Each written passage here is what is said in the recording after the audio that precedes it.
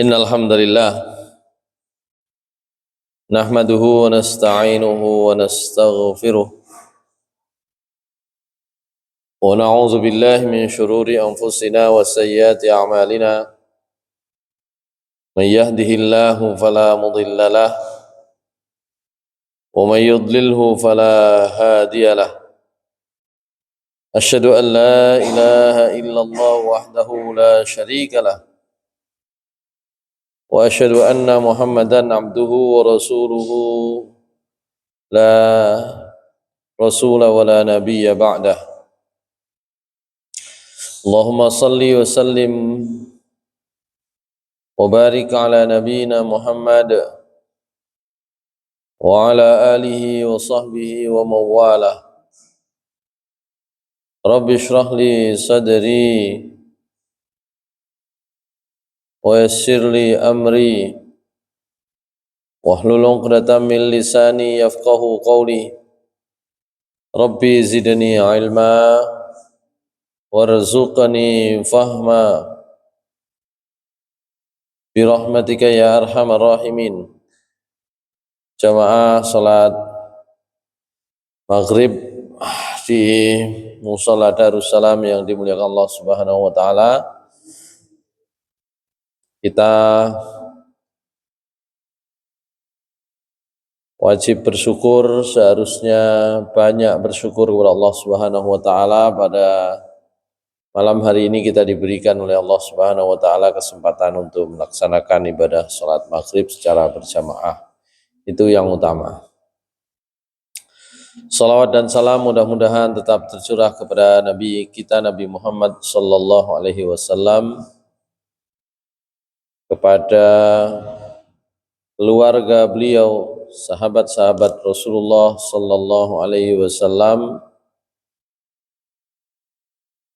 orang-orang yang mengikuti jalan Rasulullah sallallahu alaihi wasallam hingga hari akhir nanti.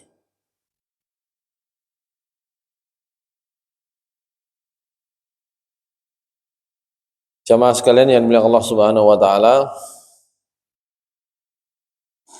terakhir kita sampai di ayat 37 dari surat Al-Baqarah. Jadi Allah Subhanahu wa taala di dalam ayat ini memberikan kepada kita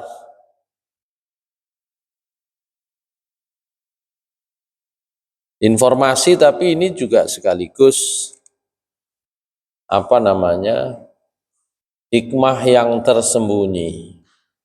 Informasinya adalah Allah Subhanahu wa taala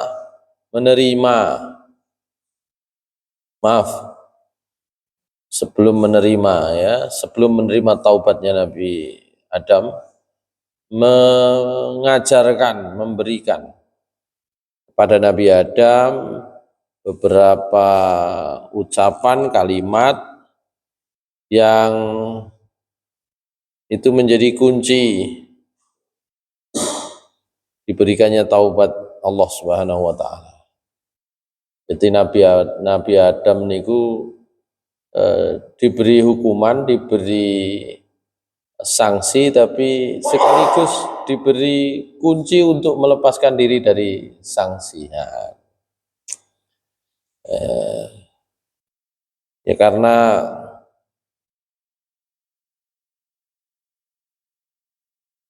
berbeda dengan iblis yang kemudian juga disebut dengan syaitan, yang melakukan kesalahan itu dengan terang-terangan, melakukan kesalahan itu dengan kesadaran tinggi, bahkan memang sengaja menyatakan diri akan menentang perintah Allah. Sementara Nabi Adam dalam konteks ini melakukan kesalahan, tapi kesalahannya itu adalah karena ketidaktahuan, karena kurang pengalaman, enggak pengalaman, gitu ya. Maka hikmahnya adalah yang pertama, kalau kita melakukan sebuah kekeliruan itu karena ketidaktahuan, kemungkinan untuk diampuni oleh Allah Subhanahu wa taala itu lebih besar. Sementara sebaliknya,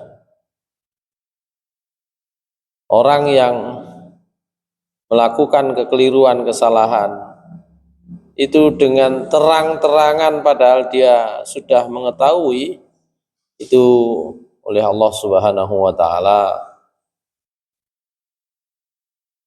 dianggap kesalahan yang berat.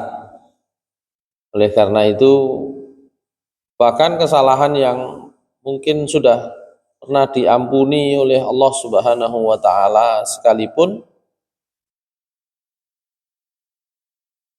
kalau secara terang-terangan itu diungkapkan, diceritakan, ya itu malah bisa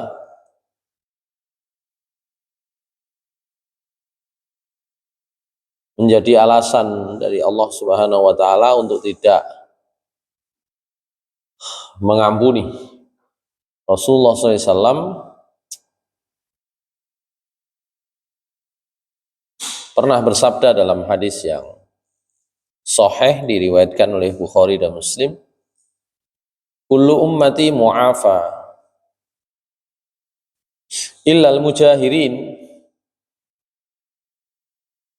wa inna minal jihari ya'mal ar-rajulu bil laili amalan summa yusbihu wa qad satarahu Allah ta'ala fayaqul amiltul barihah kada wa kada.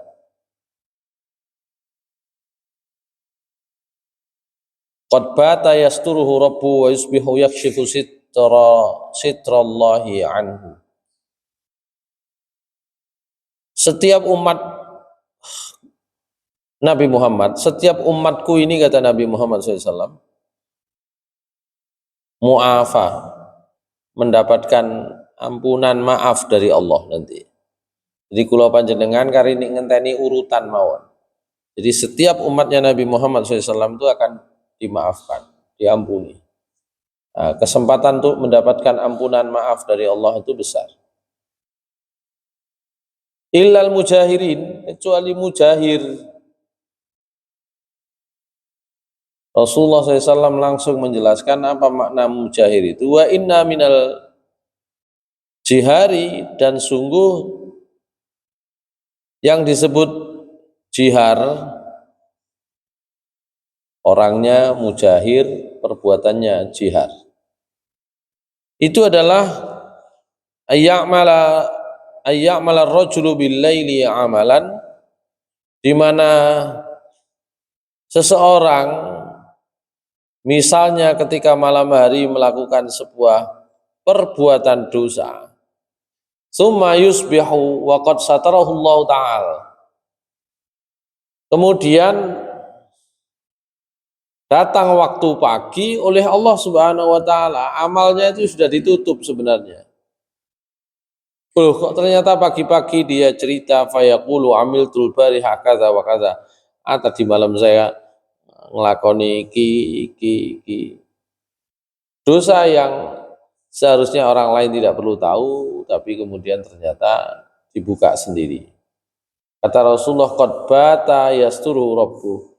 Ketika malam dia lewati itu, Allah sudah menutup dosanya, tapi yusbihu, subuh-subuh, pagi-pagi, yakshifu sitrallahi minhu, dia buka, ya,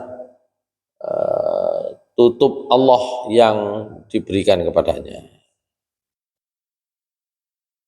Jadi itu salah satu kelebihan umatnya Nabi Muhammad SAW. Nah, Nabi Adam itu juga demikian. Beliau itu melakukan kesalahan, karena kesalahan itu tidak karena kesombongan, tidak mengerjakannya dengan terang-terangan dalam pengertian awalnya tidak tahu, tidak faham, tidak pengalaman, maka Allah memberikan ampunan. Makanya 2-3 hari ini saya menyampaikan ayat Al-Quran. Nek enten perintah Gusti Allah, kalau ada perintah Allah ya sudah jalankan saja. Tidak perlu mengeluh, ya, apalagi merasa tidak mampu. Begitu ya, menjalankan. Ada 2 ayat Al-Quran yang terkait dengan itu. Maksudnya 2 bagian ayat Al-Quran yang terkait dengan itu. Sahabat itu diberi tugas oleh Allah dengan tugas yang berat, ya muni berat. Nah, itulah untungnya kita itu sudah dapat enaknya, kortingnya itu sudah kita. Jadi kita itu sudah dapat potongannya, sudah dapat diskonnya. Para sahabat menyampaikan secara langsung pada Rasulullah SAW ketika turun surat Ali Imran ayat 102 yang biasa kita baca. Ya, kita kan biasa baca atau paling nggak biasa dengar. Tapi kan ya krungune kan nggih biasa-biasa mawon kano abot-abote. A'udzubillahi minasyaitonirrajim. Ya ayyuhalladzina amanu taqullaha haqqa tuqatih wa la tamutunna illa wa antum muslimun. Wahai orang yang beriman, bertakwalah kalian kepada Allah dengan sebenar-benar takwa. Takwa niku napa? Bagian ulama menerjemahkan secara sederhana takwa niku imtithalu awamirillah wajtinabu nawahihi. Menjalankan perintah Allah, menjauhi larangan Allah. Jadi kalau diterjemahkan, wahai orang yang beriman, jalankan perintah Allah dengan sebenar-benarnya. Sing temen. Nah, gitu. Pertanyaan nih. Perintah ya Allah napa mawon? Ini saya memutus di sini mengambil contoh di sini. Meninggalkan perintah, ini contohnya berbeda. Perintah Gusti Allah napa mawon? Apa saja perintahnya Allah? Salat. Iku nek diarteni berarti wahai orang beriman, salat to sing temen. Ya apa? Pun temen salat. Dalam ayat yang lain surat Toha Allah mengatakan, wa aqimis sholata li dzikri. Sholato isine eling aku. Kalau itu perintah-perintah itu digabungkan jadi satu, dirangkai sedemikian rupa. Ada perintah Allah, ilingo aku sing temen, dengan sholat.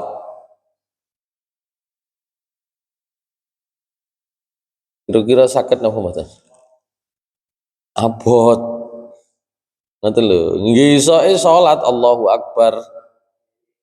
Nah, sing liyane sing eling liyane.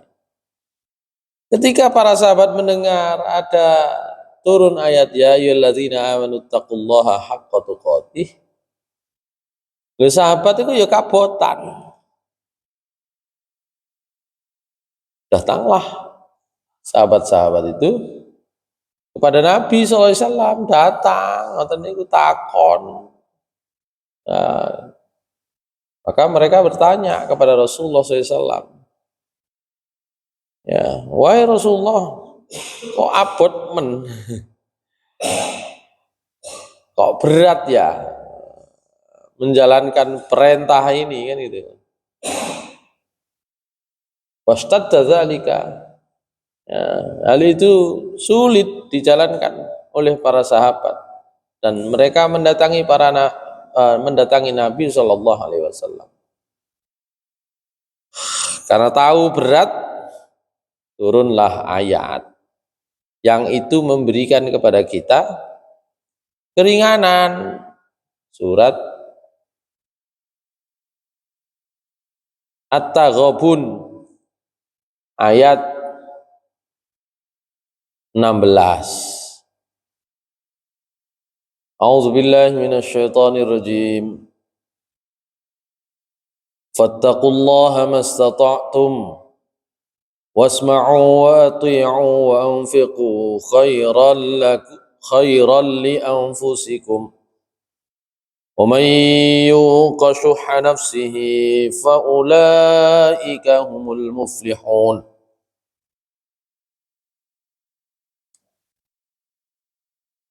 Jadi Abu Hurairah meriwayatkan nanti sebuah hadis yang relevan dengan ayat ini. Jadi ayat ini itu terkait dengan turunnya ayat ya ayyuhallazina amanu taqullaha haqqa tuqatih wa la tamutunna illa wa antum muslimun. Sahabat Sa'id bin Jubair menceritakan, ya, sampai napa jenenge?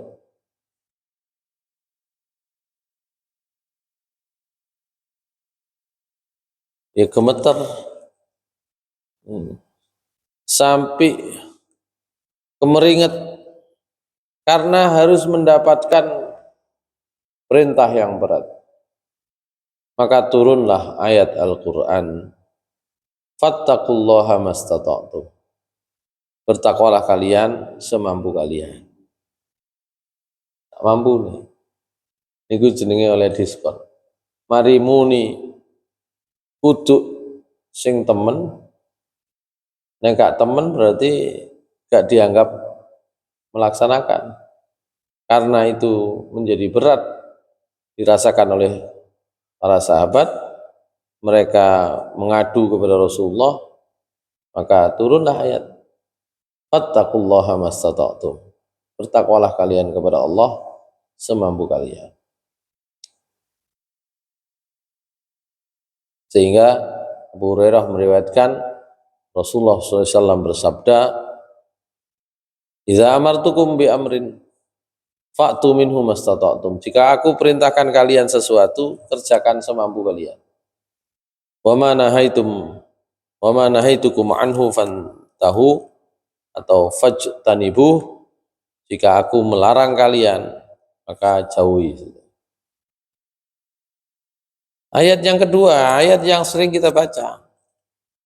Surat Al-Baqarah ayat 284, 285, 286. Lillahi ma fis samawati wa ma fil ard. Wa in tubdu ma fi anfusikum aw tukhfuhu yuhasibukum bihillah. Fayaghfiru liman yasha'u wa yu'adzibu man yasha'. Wallahu ala kulli syai'in qadir. Apa artinya? Milik Allah lah apa yang ada di langit dan apa saja yang ada di muka bumi. Wa in tubdu ma fi anfusikum, dan jikalau kalian menampakkan apa yang ada dalam diri kalian. Lakoni api diketokno. Salat ya dituduhno. Apa saja yang kita tunjukkan atau sebaliknya. Au tukhfuhu, atau kalian sembunyikan. Biasanya nek sing apik niku dituduh-tuduhno, ditunjuk-tunjukkan, diperlihatkan. Nek elek niku biasanya disembuh. Ini manusiawi. Ya. Cuma para sahabat merasa berat di bagian itu. Kalau yang kelihatan salah dihukum normal, wajar, siap salah. Ya sing luwih seneng apik langsung dibales kan gitu ya, dibalas, diberi pahala tuh. Seneng lah. Tapi kalau salah masih belum ditunjukkan, itu namanya disembunyikan. Kok kemudian Allah mengatakan yuhasibkum billah, semua akan dihisab. Wah, iki ngisor. Kait niat elek ambek konco durung dilakoni dihisab. Ya. Punya niat buruk melakukan sesuatu belum sampai dikerjakan dihisab. Semua yang ada dalam hati, yang jelek-jelek, yang disimpan, semuanya itu dihisab. Para sahabat langsung datang kepada Rasulullah SAW. Ai Rasulullah, kata para sahabat, wahai Rasulullah,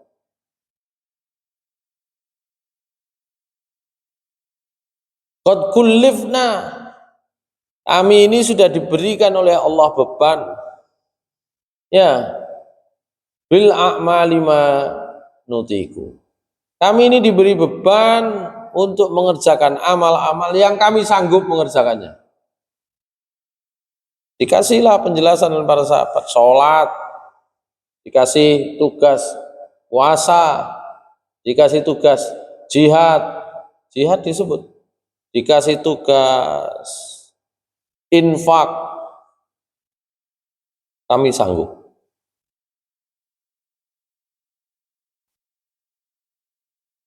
Tapi waqad unzilat hadhil ayah. Tapi kok turun ayat yang bunyinya begini? Ya.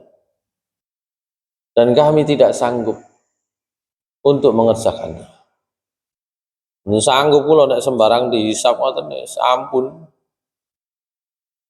Itu kemudian oleh Rasulullah SAW dijawab, wahai para sahabat, apakah kalian ingin menjadi seperti dua kelompok ahlul kitab, maksudnya Yahudi dan Nasrani, maksudnya ya Bani Israel. Ya, ketika mereka diberikan oleh Allah perintah, mereka mendengarkan tapi menyatakan kami tidak sanggup, kami maksiat. Ada dalam surah Al-Baqarah, di ayat yang lain, di ayat-ayat awal di juz pertama. Wa idza akhadna mitsaqakum wa rafa'na fawqakum at-tura khudhu ma atainakum biquwwatin wasma'u. Qalu sami'na wa 'asayna wa asyribu fi qulubihimul 'ijla bikufrihim qul bi'sa ma ya'murukum bihi imanukum in kuntum mu'minin. Bani Israel dikasih, ingatlah ketika kami ambil sumpah kalian, ambil perjanjian dengan kalian, bahkan perjanjiannya itu dengan cara kami angkat gunung Tursina di atas kalian. Ya, angkat gunung itu oleh Allah, ditinggikan. Ya. Kemudian apa? Allah mengatakan, khudhu ma atainakum biquwwati wasma'u. Bersumpahlah kalian dengan ini semua, dengan memegangnya kuat-kuat, erat-erat. Dengarkanlah, kata mereka, sami'na wa asayna. Nggih, kami dengar tapi kami enggak sanggup. Kami akan lari dari tugas ini. Maka Rasulullah SAW mengatakan, kalian dikasih tugas oleh Allah menurut kalian berat, terus kalian mengatakan kami tidak sanggup. Apakah kalian ingin seperti Bani Israel itu? Kata Rasulullah SAW, jangan begitu. Tapi berkatalah kalian dengan kalimat yang kemudian juga menjadi ayat yang diturunkan setelahnya. Sami'na wa ta'na ghufranaka Rabbana wa ilaikal masir. Nek ana perintah itu, jawablah sami'na, kami dengar, wa ta'na, kami siap laksanakan. Ghufranaka, tapi nek salah, nek kurang, nek keliru, nek ana gak pase, ghufranaka, kami mohon ampunanmu. Ghufranaka Rabbana wa ilaikal masir. Toh semuanya akan kembali kepadamu. Maka itu dilakukanlah oleh para sahabat. Perintah Nabi dilakukan pada sahabat. Pun boten muni gak sanggup maneh, langsung muni sami'na wa ata'na ghufranaka Rabbana wa ilaikal masir. Turunlah ayat itu. Amana ar-rasulu bima unzila ilaihi min rabbih wal mu'minun kullun amana billahi wa malaikatihi wa kutubihi wa rusulihi la nufarriqu baina ahadin min rusulihi وقالوا سمعنا وأطعنا غفرانك ربنا وإليك المصير. Cukupkah di situ? Mboten. Allah kemudian menurunkan ayat berikutnya. La yukallifullahu nafsan illa wus'aha. Laha ma kasabat wa 'alaiha maktasabat. Qala na'am. Rabbana la tu'akhidna in nasina aw akhtana. Na'am. Rabbana wa la tahmil 'alaina isran kama hamaltahu 'alal ladzina min qablina. Na'am. Rabbana wa la tuhammilna ma la taqata lana bih wa'fu 'anna waghfir lana warhamna anta maulana fansurna 'alal qaumil kafirin. Akhirnya umat Islam diberikan diskon, bonus. Napa niku? Pertama, Allah mengatakan Allah tidak akan membebani seseorang kecuali ya semua akan dihisap berdasarkan amalannya sendiri saja.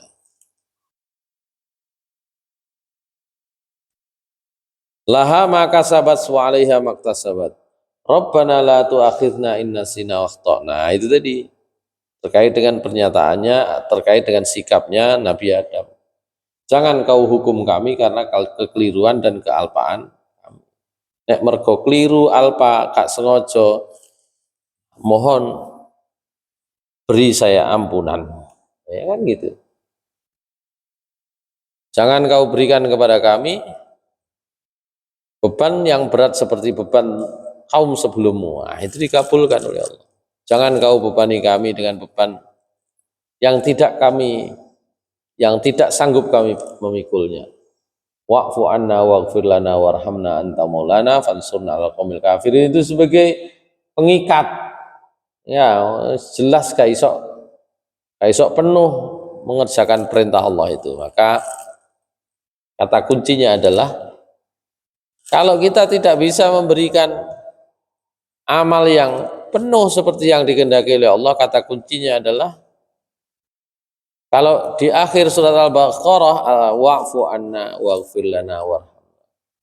Kalau di ayat sebelumnya ayat 184 185 ghufranaka rabbana wa ilaikal masir. Kalau tentang Nabi Adam diajari nanti dalam surah Ali Imran ayatnya Rabbana zalamna anfusana wa illam taghfir lana wa tarhamna lanakunanna minal khasirin. Jadi sama, kuncinya itu sama, ampunan Allah. Itu. Nggak perlu khawatir. Ya, itu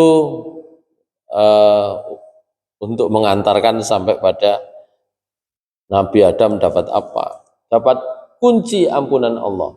Apa itu? Mau menyatakan, ya itu tadi. Dalam surat Al-Baqarah 185, Ghufranaka Rabbana wa ilaikal masir. Kalau dalam surah Al-Baqarah ayat terakhir 286, wa'fu anna waghfir lana warhamna anta maulana fansurna 'alal qaumil kafirin. Ya. Itu caranya. Atau kalau dalam surat apa ini? Terkait dengan kisah Nabi Adam, baik di surat Al-Baqarah maupun nanti secara lebih tegas surat Ali Imran, Rabbana zalamna anfusana wa illam taghfir lana wa tarhamna lanakunanna minal khasirin. Niku kalimat kunci nggih. Baik, kita lanjutkan di ayat 38. Mirip dengan ayat 36. A'udzu billahi minasy syaithanir rajim.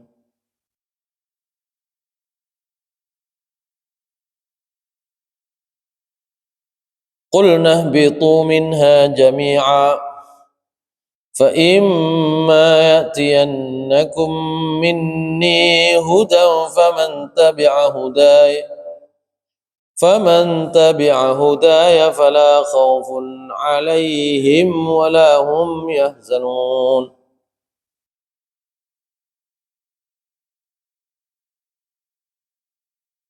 Ayat ini sebenarnya mirip dengan ayat 36. Oleh karena itu para ulama memasukkannya dalam kategori takrir, pengulangan. Ini kan pengulangan sekaligus penegasan. Kalau ayat 36, wa qulna ihbitu ba'dukum napa? Wa qulna ihbitu ba'dukum li ba'din adu wa lakum fil ardi mustaqarru wa mata'un ilahi. Di sini qulna ihbitu minha jami'a. Kami katakan, kata Allah, ihbitu minha jami'a, turunlah kalian ya dari surga ke bumi, jami'a, semuanya. Fa imma ya'tiyannakum minni huda, maka manakala datang kepada kalian dariku petunjuk, informasinya adalah faman tabi'a hudaya fala khaufun 'alaihim wa lahum yahzanun. Siapa yang mengikuti petunjukku, maka tidak akan ada rasa takut dan rasa sedih bagi mereka semua. Kata Imam Al-Qurtubi, qulna ihbitu minha jami'an fa imma ya'tiyannakum minni hudan faman tabi'a hudaya fala khaufun 'alaihim wa lahum yahzanun. Kata-kata ihbitu di ayat sebelumnya, 2 ayat sebelumnya sudah muncul itu maknanya karrarul amra ala jihati taghlidhi wa ta'kid. Jadi ini diulang oleh Allah untuk memberi kesan makna yang lebih tegas, lebih kuat. Ya, sama kalau kita berkata biasa begitu. Kama naqulu li rajulin kum kum.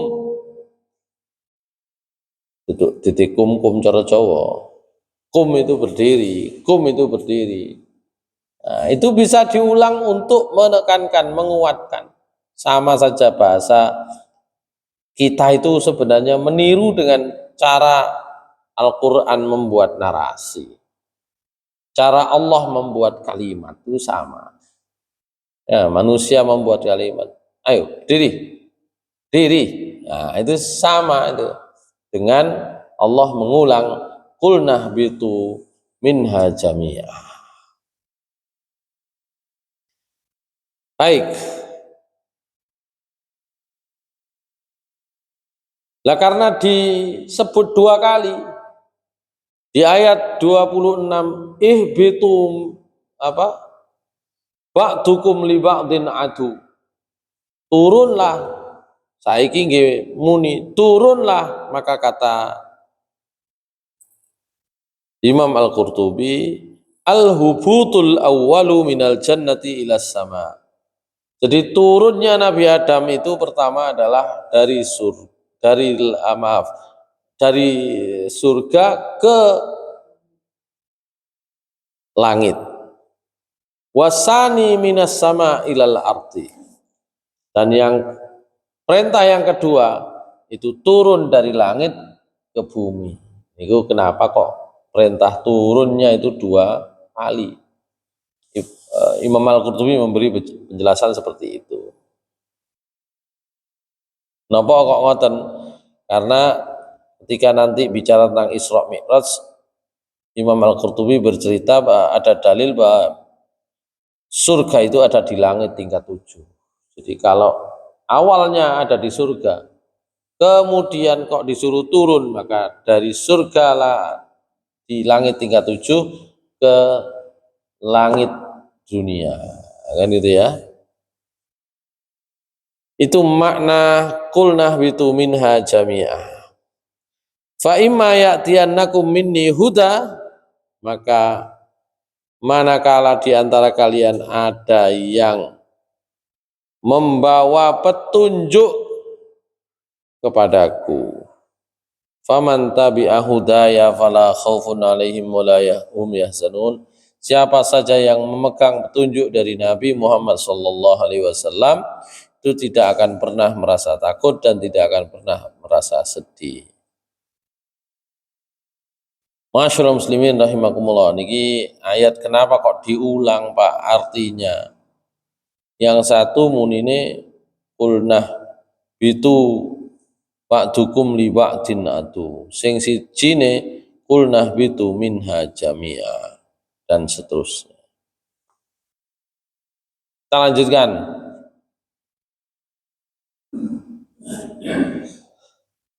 Walladzina kafaru wa kazzabu bi ayatina ulaika ashabun nar hum fiha khalidun.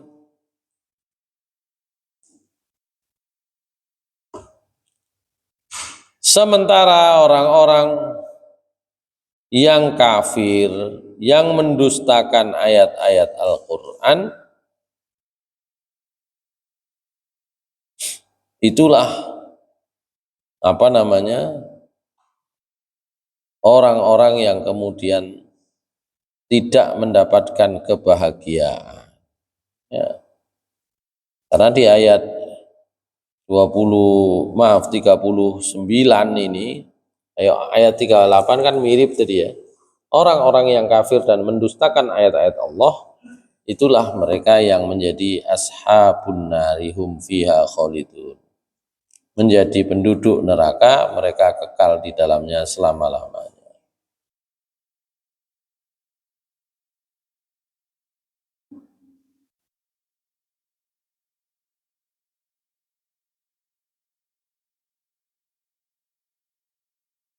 Baik, di tafsir Al-Qurtubi hanya ada penjelasan singkat. Kalau dalam tafsir Al-Qurtubi makna ayat ini jelas sekali, orang yang kafir itu termasuk di dalamnya musyrik.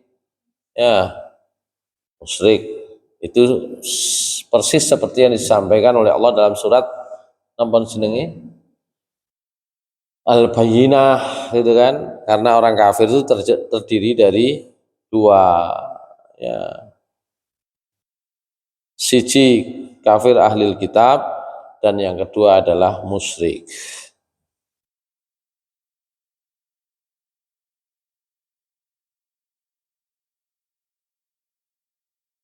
Terkait dengan penduduk neraka yang oleh Rasulullah disebut kekal ini, seorang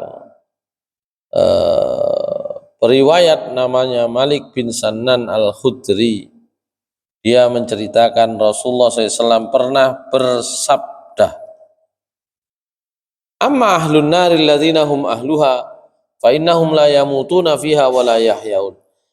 Adapun penduduk neraka yang mereka ada di dalamnya, sungguhnya di sana mereka tidak akan mati dan tidak akan hidup. Lakinna aqwaman asabathumun naru bi khotoyahum. Tapi mereka adalah, ya,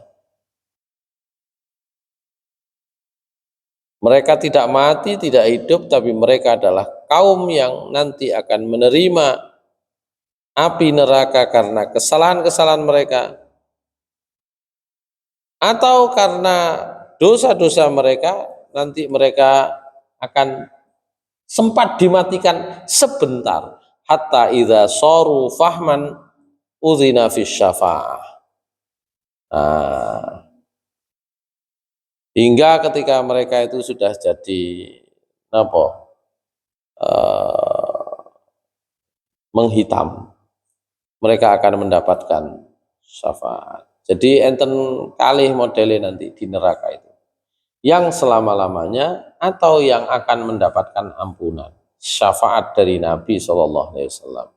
Yang akan mendapatkan syafaat berarti niku umat Nabi sing rada angel totanane, ya, tetap masuk surga tapi bagian kari-kari, melbu mampir dhisik di neraka, ya. Itu makna walladzina kafaru wa kazzabu bi ayatina ulaika ashabun nari hum fiha khalidun. Mereka akan kekal di dalamnya. Baik, nanti ayat 40 dan sampai mungkin di ayat 90-an itu kita mulai bicara contoh kelompok orang.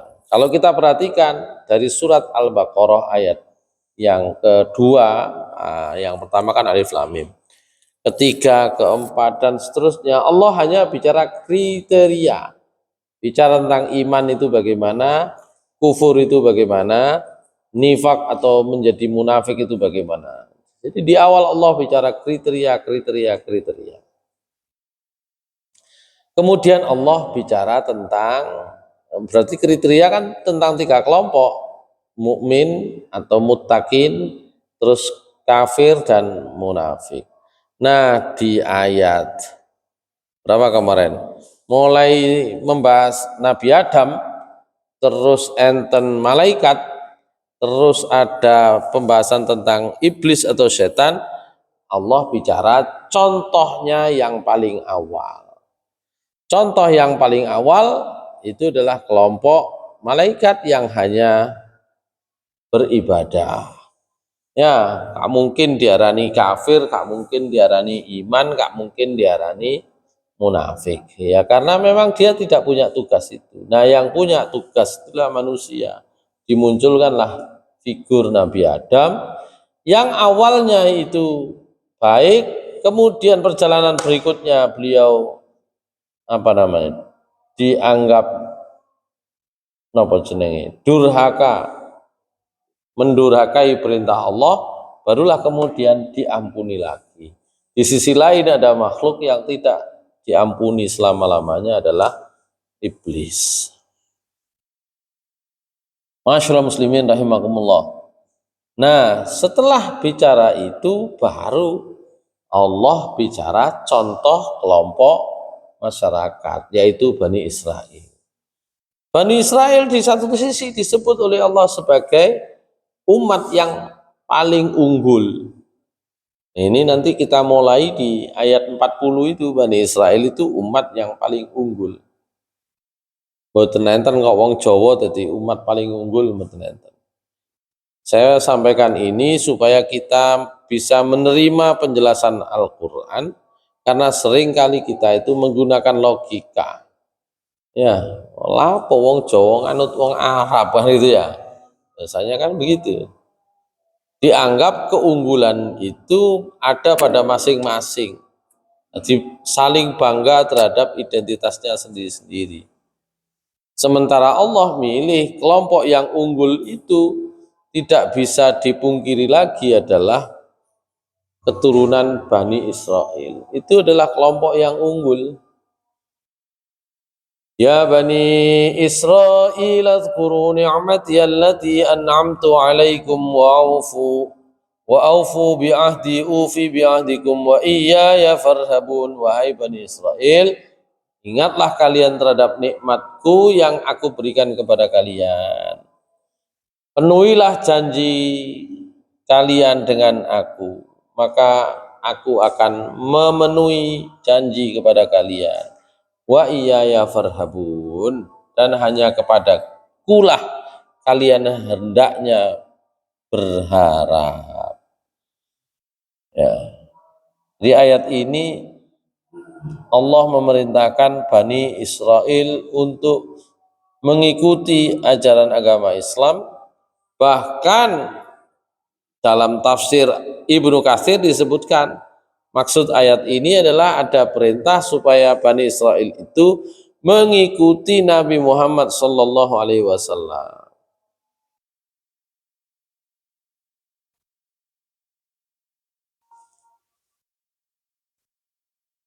Maka maknanya, ya banil abdus salil muti' lillahi kunu misla abikum fi mutaba'atil haqqi kama taqul ya ibnul karim if'al kadza ya ibnul syuja' barizal abtal ya ibnul ilm utlubul ilma wa nahwa dzalik.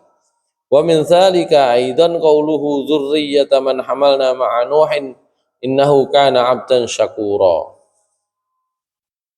Jadi di dalam ayat ini Allah memerintahkan Bani Israel untuk masuk agama Islam, termasuk perintah mengikuti Nabi Muhammad sallallahu alaihi wasallam. Ini perintah ini berarti perintah kepada Bani Israel masa Nabi Shallallahu Alaihi Wasallam, orang Yahudi Madinah. Gitu.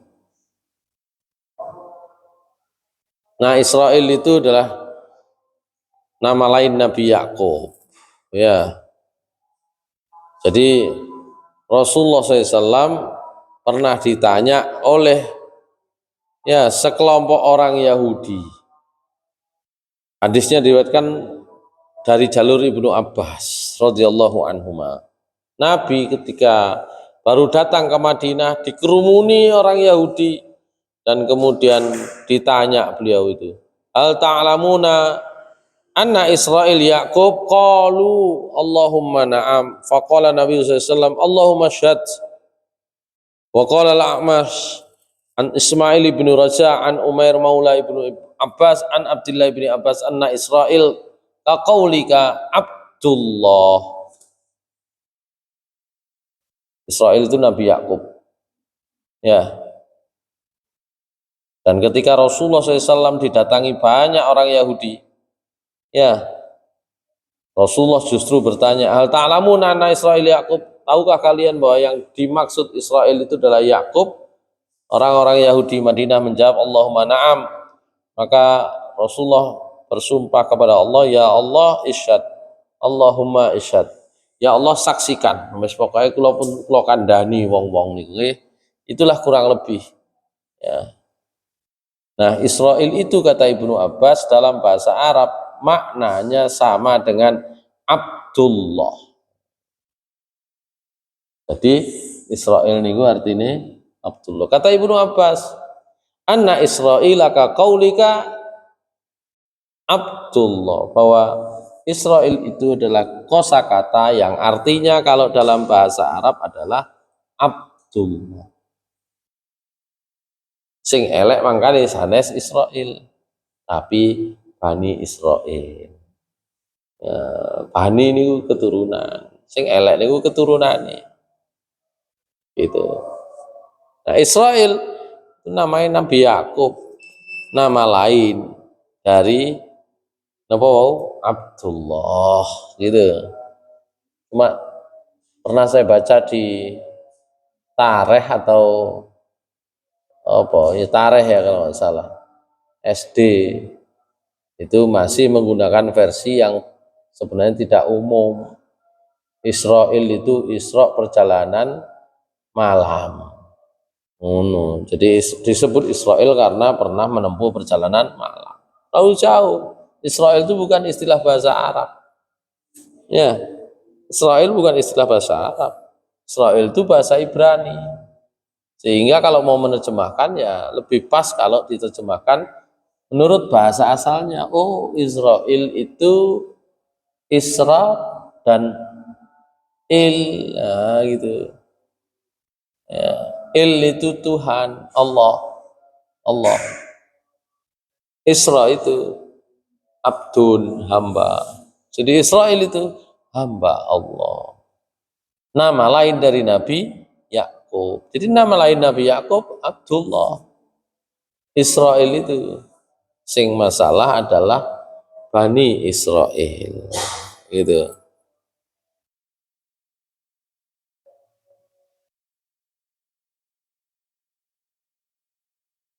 Baik, itu tentang ayat ya Bani Israil azkuru ni'mati allati an'amtu alaikum wa aufu bi ahdi ufi bi ahdikum wa iyaya farhabun. Penuhilah janji denganku maka pasti aku akan memenuhi janjiku kepada kalian.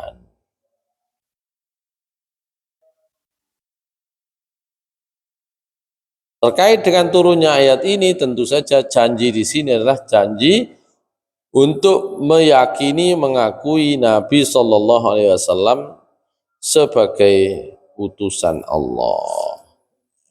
Jadi kan mungkin kalau baca di buku tarikh itu nggak terlalu lengkap ya. Orang Yahudi itu tahu kalau sudah mau datang seorang Nabi itu udah tahu. Pendeta-pendeta itu ngerti tondo-tondo nih.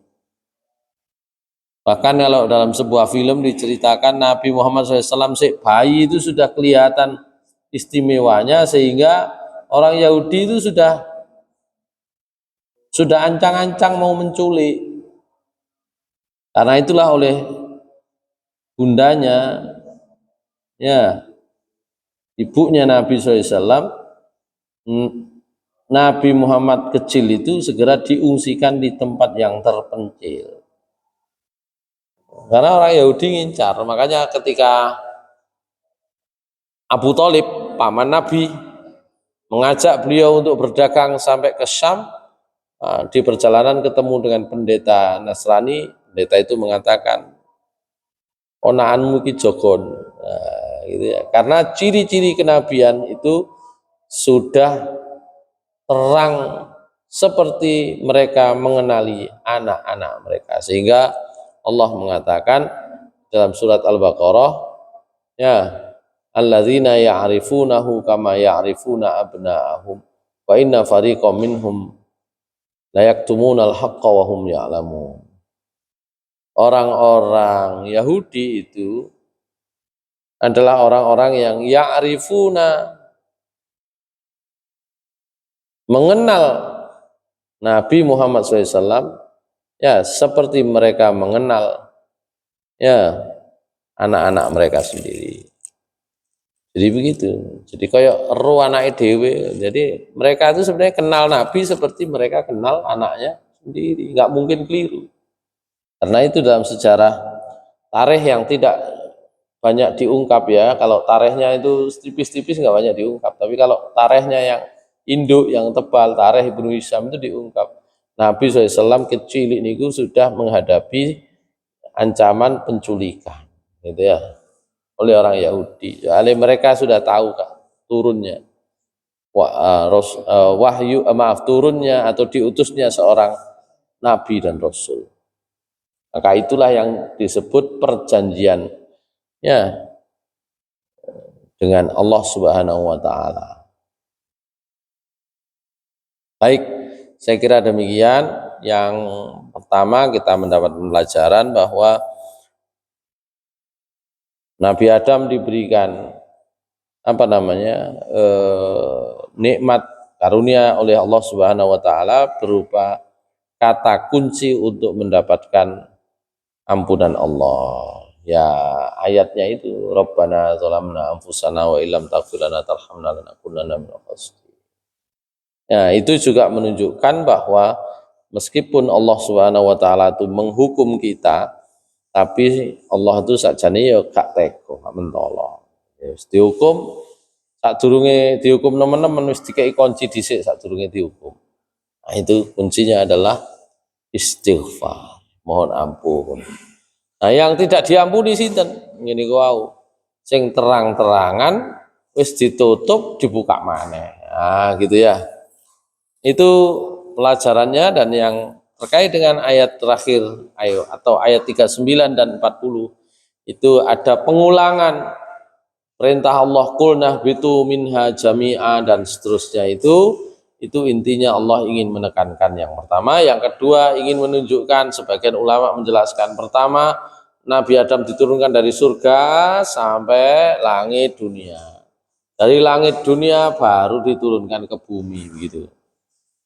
Kenapa kok diulang? Qulnah bitu minha jami'a, mirip dengan wa qulnah bitu ba'dukum li ba'din adu.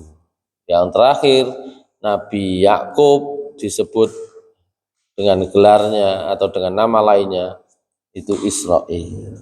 Nah, Bani Israel itu keturunannya Nabi Yakub itu adalah kelompok bangsa yang cukup banyak diberikan kelebihan oleh Allah Subhanahu wa taala. Nah, sebagai contoh, meskipun kelebihan itu banyak diberikan, tapi nanti dosa kekurangannya juga sangat banyak. Ya, saya kira demikian yang bisa kita sampaikan dalam kesempatan singkat ini. Qulu qouli hadza wa astaghfirullah li wa lakum innahu huwal ghafurur rahim. Assalamualaikum warahmatullahi wabarakatuh.